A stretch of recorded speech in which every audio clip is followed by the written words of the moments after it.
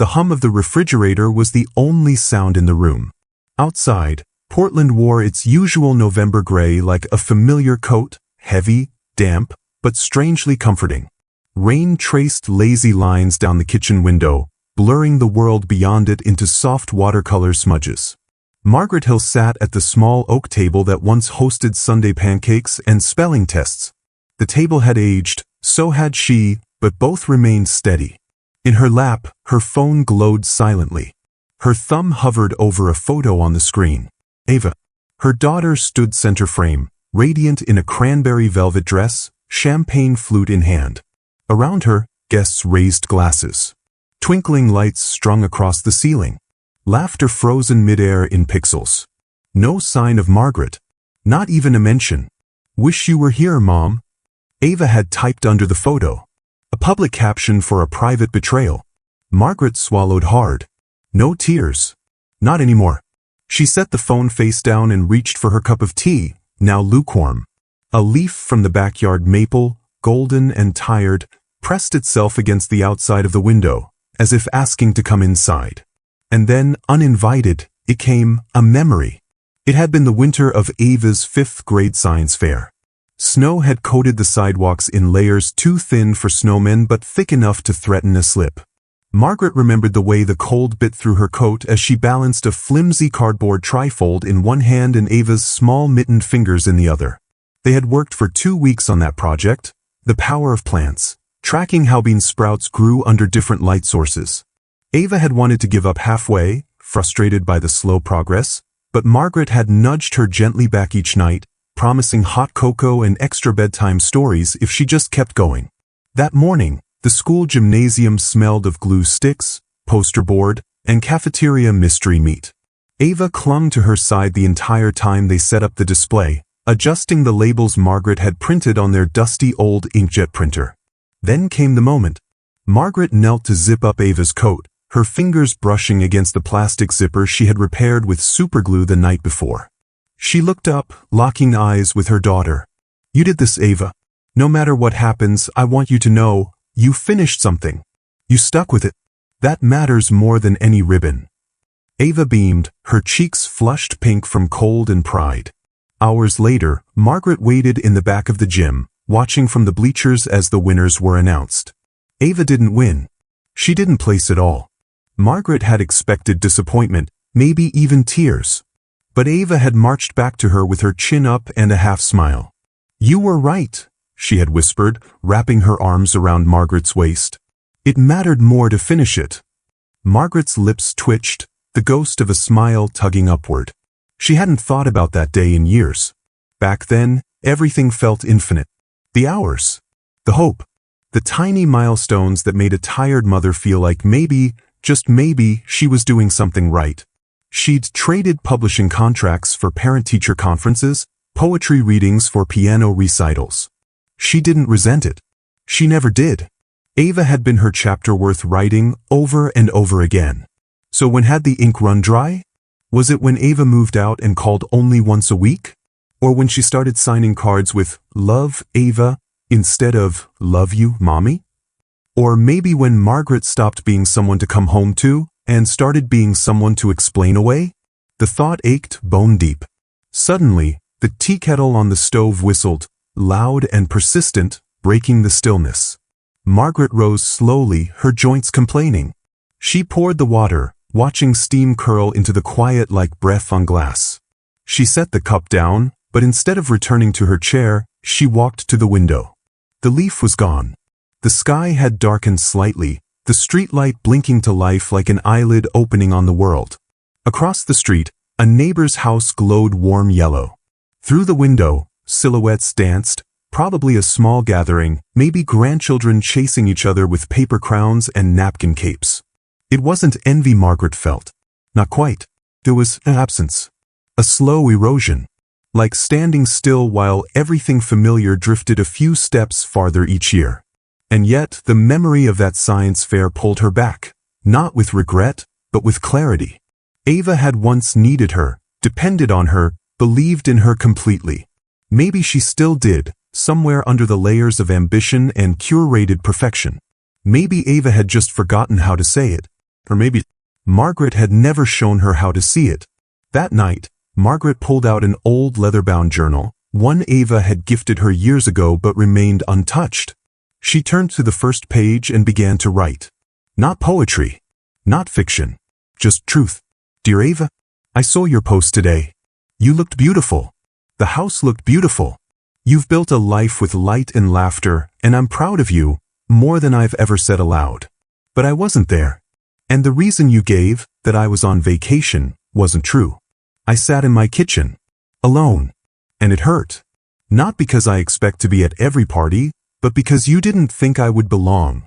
She paused, tears pricking her eyes for the first time in weeks. I know I'm not the easiest person to understand. I talk too little and feel too much.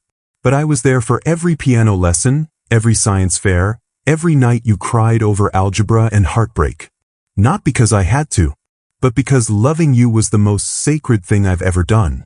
And I would do it again, even if it led right back here. But I'd be lying if I said it didn't hurt to be erased. She hesitated, then added one last paragraph. I don't need a grand apology. I just want to be part of your story again. Not the ending, but a chapter still worth writing. If there's room at your table next time, I'll bring the rolls and the cranberry sauce. And maybe we can talk, really talk, the way we used to. She closed the book, her breath slow and steady. For the first time in a long while, Margaret didn't feel powerless. Even if the letter was never sent. Even if Ava never read it.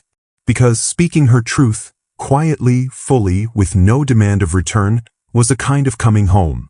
The wind rustled the branches outside as if applauding softly. Margaret refilled her cup, this time with intention. She sat again by the window. The chair creaked. The tea steamed. And across the glass, the world shimmered, not brighter, but clearer. And that, for now, was enough. It was a Sunday morning when the photo found her. Margaret wasn't looking for it. She had only meant to check the weather, rain again, but her thumb had brushed open the wrong app. And there it was, blooming across the screen like a silent confession. Ava, radiant in a gold satin dress, laughing in a halo of fairy lights. She stood beside a towering white cake, surrounded by people Margaret had once held as family, cousins, Ava's godmother, her late husband's sister. Even Ava's father, whom Margaret hadn't seen in over a decade, stood beaming in the corner of the frame. Everyone was there. Everyone but her. There was no tag. No mention. No empty chair. Just absence. The kind that felt more deliberate than accidental. Margaret set the phone down on the table, the edges of her vision growing soft. She didn't cry. Not right away. She got up instead, walked to the sink, and rinsed the chipped mug she'd been drinking from. The warmth of the coffee had already faded, like the warmth in her chest. She stood there for a long time, fingers wet, watching the water swirl down the drain. Then she dried her hands slowly and walked to the cabinet above the fridge. That's where she kept the box. A simple cardboard one, labeled, Keepsakes, Ava. No locks. No ribbons. Just layers of years pressed together. Margaret brought it down, carried it to the table, and opened the lid. Inside, the years waited, silent, patient, and whole. The first drawing Ava had ever made in kindergarten, 2 stick figures under a crooked sun, the taller one labeled Mommy. The birthday card made of construction paper and crooked hearts. A crumpled receipt from Ava's first piano recital. Margaret had kept it because she remembered how her hands trembled that night, clapping harder than anyone in the auditorium. And at the very bottom, a tiny pink mitten, no longer than the palm of her hand. From a winter long ago, when Ava caught her first snowflake and swore she would never forget how magical it felt. Margaret held the mitten like it might fall apart, its fabric worn soft with time. She closed her eyes. Later that afternoon, she sat at the table with a pen and a sheet of thick stationery she'd been saving for no special reason. The sky outside was the color of smoke, and rain tapped on the window like it was trying to remind her of something she didn't want to remember. But the words, they came. Soft at first. Then heavier. Dear Ava, I saw the pictures. You looked beautiful. Grown. But I didn't know you were having a party. I didn't know you wanted distance that badly. I've thought about saying nothing. It would be easier, in a way, to swallow this silence like I've swallowed so many others. But silence becomes a cage if you sit in it too long. So I'm writing instead. Not to guilt you. Not to blame. Just to speak. One more time. I remember the first winter you were in kindergarten. I had just bought that pink yarn, soft, almost silky, and stayed up past midnight knitting your mittens. My fingers were raw. The apartment was cold because we couldn't afford to run the heater all night. But you wore those mittens for 3 winters straight. You told everyone your mom was magic because she could make clothes out of string. I remember how you hated liver but ate it anyway when we split that frozen dinner, me cutting the portion in half so there'd be enough for your lunchbox the next day. You never knew that was the only thing I had to eat that night. I remember studying geometry with you until past midnight. I had to look up half the terms again just to teach them back to you. I was so tired. I fell asleep sitting up. But you passed the test. I kept every report card, every concert program, every note you ever left me on the fridge with magnets. Margaret paused, her hand aching. She rubbed the back of her wrist, then continued. I don't list these memories to make you feel bad. I would do it all again. Every sacrifice. Every choice. Every time I put you ahead of my own wants. You were always the dream that mattered most. But Ava, it hurts now. Not because you threw a party. Not because I wasn't invited. It hurts because you erased me from it. Like I don't belong in the life I helped build. You once told me I was your anchor. Now I feel like driftwood. I know we've grown apart.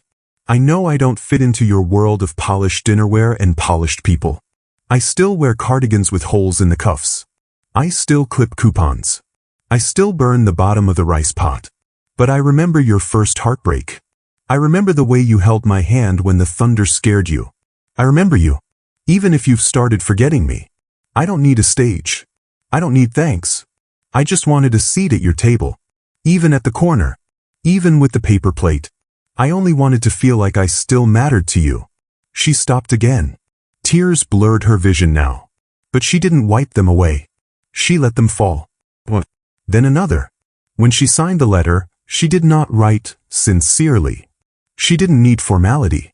She signed it the way she had every lunchbox note in Ava's childhood. Margaret folded the letter carefully, tucking it into an envelope. She sealed it with shaking fingers, then paused.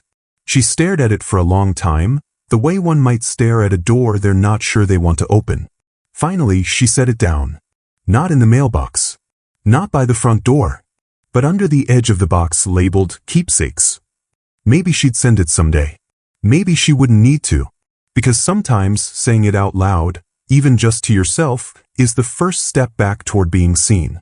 That night, Margaret went to bed with the rain still whispering on the roof. She didn't dream of confrontations. Or apologies.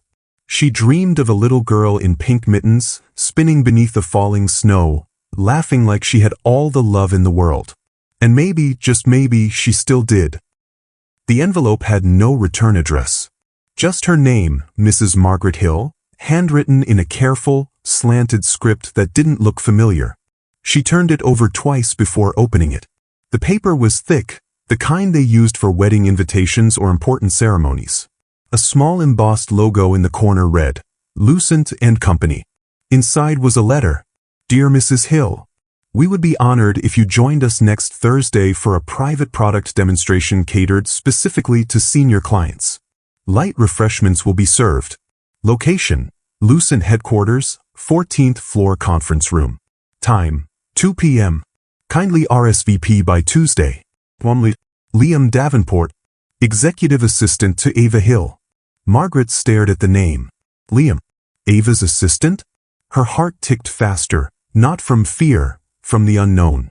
The morning of the event, Margaret dressed with unusual care. Her cream blouse was freshly ironed. She pulled her gray hair into a loose bun, put on the pearl earrings she'd nearly forgotten she owned. Then, almost on instinct, she slipped a small silver locket around her neck. Inside, a photo of Ava at 6, missing 2 front teeth, holding a dandelion like a crown. The Uber driver made polite conversation about the weather. She answered in short, pleasant phrases, but her mind was already miles ahead, high up on the 14th floor, where something was waiting. The glass doors of Lucent and Company opened silently when she approached. Modern. Cold, in the way expensive things often are. Liam greeted her at reception, mid-30s, sandy hair, a gentle, practiced smile. Mrs. Hill? Right this way, please. They walked past rows of cubicles, employees with earbuds and black turtlenecks, tapping away at screens. Then, the conference room. The door was open. Inside, everything was different. Soft lighting. A table set with tea and linen napkins. One wall lined with floating white shelves holding, of all things, framed photographs. Her breath caught.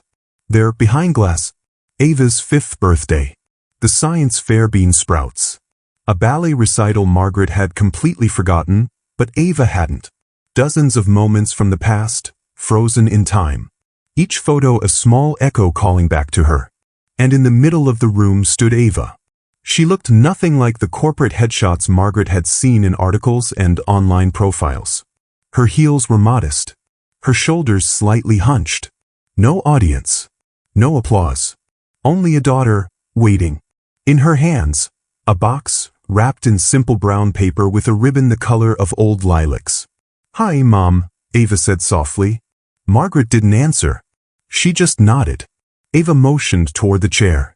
"Sit, please." She obeyed. Slowly. Every movement cautious, like stepping into unknown water. Ava sat across from her, cradling the box. "I didn't want to write back," she said, "because I didn't know how." Every sentence felt too small for what I needed to say. Margaret watched her. "I read your letter every night for 2 weeks," Ava continued. "I cried the first time. I threw it away the second. Then I fished it out at 3 a.m. and slept with it under my pillow." She swallowed. "Liam read it too. I showed him. And I told him, I think I've been pretending not to miss my mother. Because admitting it meant admitting I left you behind." Her hands trembled as she pushed the gift forward. Margaret opened it slowly. Inside, a digital photo frame already powered on. A slow slideshow had begun. Margaret as a young woman, reading to toddler Ava on a plaid couch. Margaret, asleep at the kitchen table beside a math workbook. A video clip, grainy but alive, of them dancing in the living room to Ella Fitzgerald, giggling as Margaret spun her under the lamplight. She blinked hard. "Where did you find these?" "You kept everything." "But so did I," Ava said, smiling through wet eyes. "I just buried it under the parts of myself that I thought were more impressive." A silence passed. Full but not empty. Then Ava's voice, quieter than before. "Mom, I forgot how to say thank you. I forgot that success isn't a trade. And I'm sorry I made you feel small just because I was trying to feel big." The words weren't rehearsed. They weren't poetic. But they were real. Margaret looked down at her hands. The same hands that had packed school lunches, typed late-night lesson plans, held onto Ava's tiny body through fevers and fears. Those hands had done so much. And now, they opened again. She reached across the table. Ava took her hand. It was warm. And it didn't let go. They didn't talk about holidays. Or guest lists. Or who should have invited whom. Instead, Ava poured tea. Margaret passed the cream. They talked about lilacs. And Ava's childhood piano teacher. And whether they still made the peanut brittle from that little store in Cannon Beach. It was awkward. And lovely. And real. The kind of moment that doesn't announce itself, but plants something. A seed. When it was time to go, Margaret stood at the threshold, one hand resting gently on the photo frame now tucked into her purse. Ava walked her to the elevator. "Can I call you tomorrow?" Ava asked. Margaret nodded. "Maybe we can go to lunch." No business talk. Just life. Margaret smiled softly. "Life sounds nice." The elevator doors closed. And for the first time in a long time, Margaret didn't feel like she was being sent away. She felt like she was being invited back. That night, in her quiet home, Margaret placed the frame on her nightstand. The slideshow glowed in the dark. She watched it long after midnight. The photos didn't just show a daughter growing up. They showed a mother, becoming. And now, perhaps, becoming again. The first message came 3 days after the meeting. It wasn't long. It didn't carry a dramatic declaration or apology. It simply read, "Did you get the charger for the frame okay? I think I packed the wrong cord. Ava." Margaret stared at the text for a long moment before replying. "Yes, it works fine. It's by my bed now. Thank you." No exclamation point. No emoji. But it was a beginning. A week passed. Then another. Conversation started to form, tentative like walking across fresh ice. Sometimes it was a photo Ava sent of a new recipe she tried. Other times, just a link to an old jazz song they once listened to in the car when Ava was in high school, windows down, hair flying. Nothing groundbreaking. But it was ground. And it was being broken. And Margaret felt something she hadn't in years. Invited. They began talking more often, usually at night, after the world had quieted. Ava would call while brushing her teeth, her voice half muffled. "I ran into Mrs. Landry today. She still remembers your brownies. I saw a girl today with the same pink mittens you used to knit. Or close to it. Made me think of second grade and your cocoa." Margaret listened more than she spoke. Not because she didn't have things to say, but because for the first time, Ava was ready to say hers. One evening, as the sky darkened early with December's hush, Ava asked a question that lingered. "Mom, did you ever feel like I didn't see what you gave up?" Margaret was quiet. Not because she didn't know how to answer, but because she wanted to get it right. She reached for the tea on her bedside table. Sipped slowly. "I didn't need you to see it then. You were a child. My job was to give, not to ask. But now I think I just want to be remembered honestly." Ava's voice on the other end broke slightly. Like glass nudged, not shattered. "I wasn't always kind to you. You were growing. And I wasn't always easy to reach," Margaret said gently. "We both had our walls."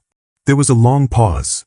And then Ava whispered, "Sometimes I think I resented the sacrifices you made."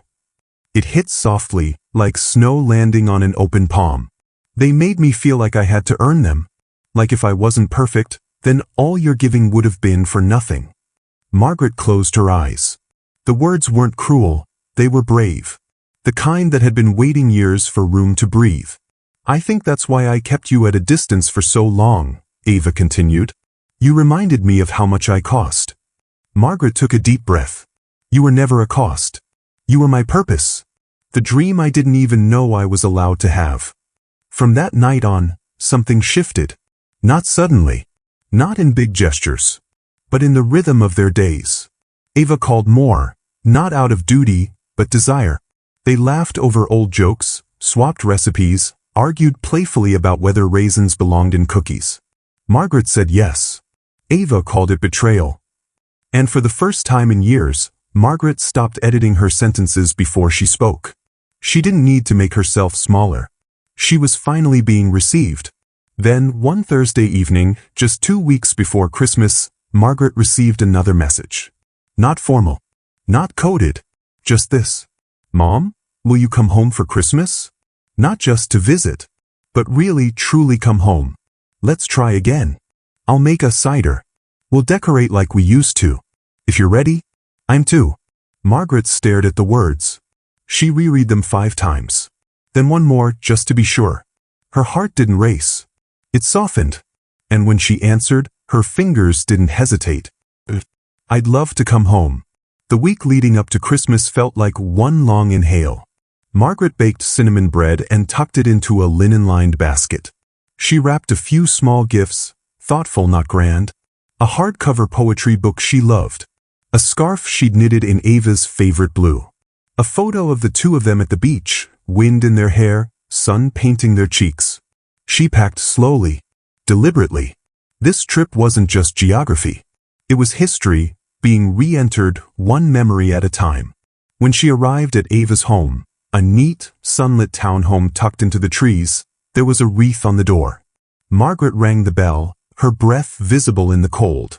The door opened, and there stood Ava, hair tied loosely back, flower on her shirt, eyes bright and a little wet. They didn't speak at first. They just hugged.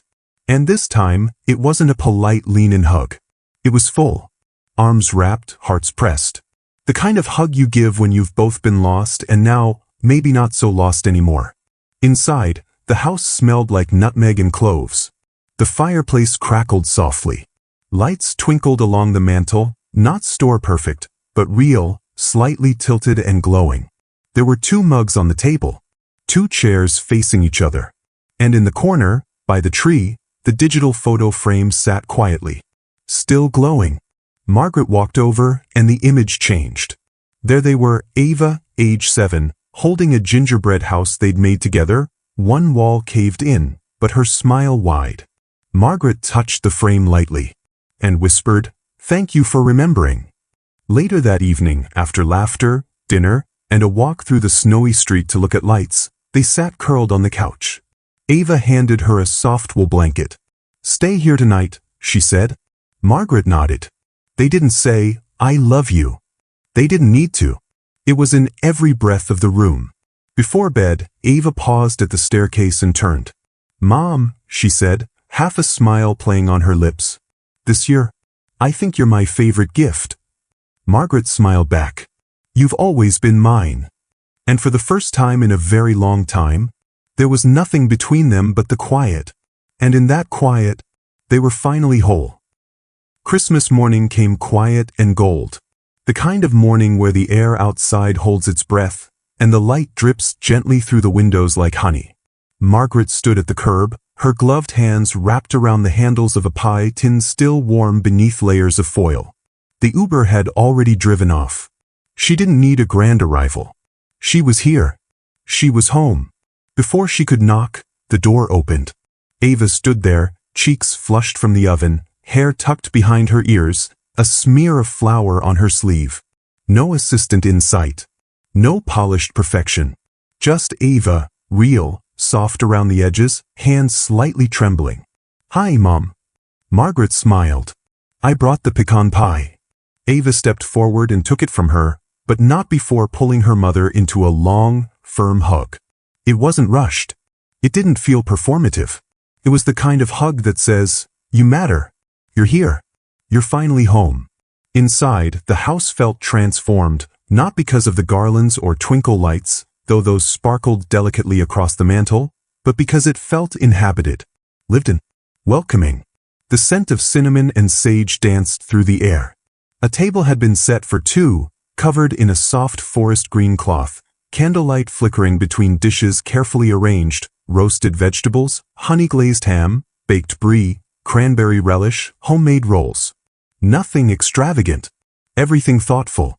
Margaret noticed something else, too. Photographs. Everywhere. Pinned along a string on the wall, set in mismatched frames on the bookshelves, tucked between sprigs of pine and eucalyptus. Snapshots of years gone by. Her and Ava on the beach, wind tangled in their hair. Ava in a Halloween costume Margaret had sewn from scratch. A birthday cake, slumping slightly on one side, with Margaret's handwriting in shaky icing. "You are my brightest star." She touched one frame gently. Her own face looked back at her, younger, tired, smiling. "You kept all of these?" she asked softly. Ava came beside her.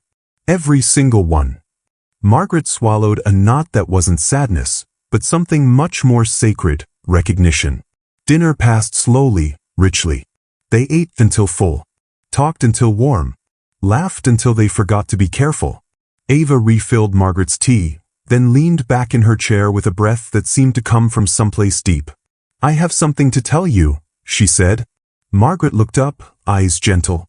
Ava smiled nervously. "I've decided to step down from my role at Lucent." Margaret blinked. "Really? I love the team, and I learned a lot there. But I kept waking up every morning and asking myself, what exactly am I building? And the answers started feeling hollow." Margaret didn't interrupt. She just listened. "I want to start something that means more. Something useful." She reached down and pulled out a folder from beneath the table. "I've registered a nonprofit," she said, her voice quiet but certain. "It's called Still Rising. It'll provide job training and creative outlets for single mothers, especially older women who feel like the world has forgotten them." Margaret's eyes shimmered. "It's inspired by you," Ava said. "You gave up so much to raise me, your writing, your career, your dreams. And yet you built a foundation that held everything. It's time someone builds something for women like you." Margaret didn't answer at first. She reached out, took her daughter's hand across the table, and whispered, "Thank you." After dinner, they moved to the living room. The fire popped quietly. Margaret curled her legs beneath her on the couch, sipping cider. Ava sat cross-legged on the floor, sorting through ornaments in a wooden box Margaret hadn't seen in decades. She held one up. "Remember this?" Ava asked. It was a cloth angel with a crooked smile, hand-stitched from an old pillowcase. One wing shorter than the other. "You made it when I was 6. Said we couldn't afford new decorations, so we'd make our own." Margaret laughed, her voice warm. "She's seen better Decembers." "I love her," Ava said, hanging it on the tree with care. The night stretched in soft folds. No music. No fanfare. Just 2 women. A mother and a daughter. In a quiet house where silence finally meant peace, not distance. They didn't speak of past absences, of birthdays missed or holidays clouded by misunderstanding, that had already been said, in ways more powerful than words. Now they simply were. Later, as Margaret got ready for bed in the guest room, a space Ava had freshly prepared with her favorite lavender soap and a handwritten note that read, "Welcome home, Mom." She caught her reflection in the mirror. She didn't look younger, or radiant, but something in her eyes had changed. She looked seen. She looked restored. The next morning, as sunlight crept gently through the curtains, Margaret stepped into the kitchen and found Ava making coffee, humming softly. "Good morning," Ava said, handing her a mug. They stood together in comfortable silence. Then Ava turned and looked at her, almost shyly. "You know, I don't think I ever really understood what strength was. I thought it was loud, flashy, something people noticed." She paused. "But now I know better. Strength is quiet, steady. It shows up even when no one claps for it. That's what you were. All those years." Margaret blinked away tears. She reached over, brushed a crumb from Ava's cheek with motherly precision. "You were always worth showing up for." That afternoon, Margaret stood at the door with her coat on, suitcase in hand. It was time to return to her own home, her quiet space, her tea shelf, her porch where she read poetry aloud to no one in particular. But as she stepped outside, Ava hugged her tight and whispered, "Next year, you're not a guest. You're home. We'll decorate together. We'll cook together. No more invitations required." Margaret smiled. "Next year," she said, "I'll bring the angel." Ava laughed. "Deal." The Uber pulled away slowly. Inside, Margaret opened her purse and turned on the photo frame. The screen lit up with an image of her and Ava, taken just hours earlier. 2 women, arms wrapped around each other, framed by the soft light of a Christmas tree. The caption Ava had typed into the file name read simply, "The table she built." And Margaret knew in her marrow that she hadn't been forgotten. She had been remembered back into being. The holidays passed like snowfall, slowly, then all at once. January came with its usual hush, the world settling back into its rhythm. Lights came down. Calendars turned. The old routines crept back into place. But something had shifted. In Margaret's home, a cozy 2-bedroom in a quiet Portland neighborhood, the living room now held a soft hum of presence. Not noise, not company, just presence. The digital frames sat on the mantel. Every morning, Margaret would pass by it with her tea, and there she would be, the younger version of herself, laughing behind Ava's science fair display. Or reading in the park. Or holding a cake lopsided with love. And then there was Ava. Smiling. Growing. Becoming. She hadn't called every day. But she called enough. Sometimes just to say goodnight. Sometimes to ask how to make stew from scratch. Sometimes to cry after a hard day setting up her nonprofit. And each time Margaret answered with the same grace she always had. Not because she expected the call. Not because she needed to be thanked. But because that's what love does. It opens the door. It keeps the porch light on. Even when no one knocks for years. One evening, near the end of January, Ava called unexpectedly. Her voice was quiet. Not heavy, just thoughtful. "Mom," she said, Do you remember the snowstorm when I was 9? Margaret smiled. You wanted to build an igloo in the backyard. Ava laughed. It collapsed. Twice. You cried and said the snow didn't love you. You said it did, Ava whispered. You said it just wasn't ready to hold weight yet. They both fell silent. Then Ava said, I think I understand what you meant now. Margaret didn't say anything. She let the silence stretch, soft and safe. I wasn't ready, Ava continued, to hold you, to carry the truth of all you'd done for me. I thought being strong meant leaving everything behind. She paused. But strength is staying, isn't it? Margaret's eyes stung, but she smiled. Yes, she said simply. Sometimes the strongest thing we do is stay. There had been so many moments when it would have been easier for Margaret to let go, to stop answering, to harden, to build her own walls and keep her heart insulated from the pain of being left behind. But she hadn't, because love, when it is true, when it is shaped by sacrifice and seasoned by time, doesn't vanish. It waits. It breathes beneath the silence. It listens at the door, not knocking, not demanding, just hoping. There are things only a mother knows, like how it feels to give your only slice of cake to the small hands in front of you, pretending you're too full to eat. Or how it feels to patch jeans in secret, so your daughter doesn't notice the world was stretched too thin that month.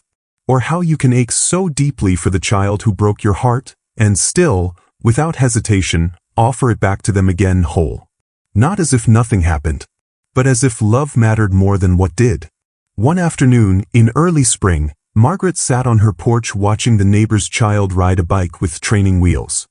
His mother stood at the edge of the sidewalk, arms out just in case.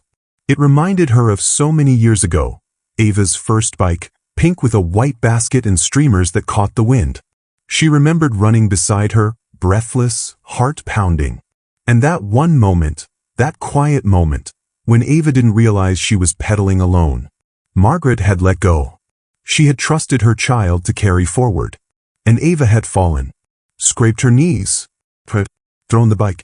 Margaret had picked her up, patched the wounds, and placed her back in the saddle. And then Ava had learned. Sometimes love holds on. Sometimes love lets go. And sometimes love does both at once. It took years for Ava to realize the strength it had taken to be the person always behind the camera. Always cooking, driving, sewing, teaching, while never asking for applause. It took her even longer to understand that Margaret's kind of love wasn't small. It was just quiet. So quiet, in fact, that Ava had mistaken it for absence. Until she looked back and realized it had been everywhere. In every page of her childhood. In every chapter of her becoming. And Margaret? She never needed a grand gesture. She didn't need headlines or plaques or podiums. She needed what she had now, a daughter who called. A kitchen that smelled like cinnamon again. A family photo that felt complete. She had already lived her legacy. It didn't wear a title. It wore soft flannel and warm hands. It came with late-night lullabies and Sunday morning pancakes. It was made of patience, quiet endurance, and a love that never asked to be seen. But now it was seen. And that made all the difference. As the seasons turned, Margaret kept living her days simply. Reading. Gardening. Volunteering at the local library. Sometimes Ava visited. Sometimes she didn't. But either way, Margaret knew. She hadn't been forgotten. She hadn't been erased. She had been rediscovered, not as a footnote, not as an obligation, but as the beginning of Ava's story. And perhaps now, a cherished part of the middle. Life lesson. No one loves us like our mothers. And no one can wound us quite the same when they turn away. But the miracle of maternal love is that it doesn't expire. It doesn't crumble under silence. It waits, patiently, for honesty, humility, and healing. Sacrifice doesn't ask for recognition. But every sacrifice, every quiet gift given in the name of love, deserves to be remembered. Sometimes, forgiveness is not forgetting. It's saying, I still see you even after everything. And sometimes the softest welcome home is the one that changes everything. Real life application, 150 words. This story reminds us that love isn't always loud. For anyone who's ever been quietly devoted, a parent, a caregiver, a teacher, your efforts matter even if they're not acknowledged in the moment. And for those who've grown distant from someone who once gave them everything, it's never too late to return. To say thank you. To say I see you now. We often believe healing requires grand gestures. But it doesn't. It starts with one conversation. One letter. One honest moment. Whether you're a Margaret or an Ava, take the step. Because love, real, resilient love, doesn't disappear. It just waits to be remembered.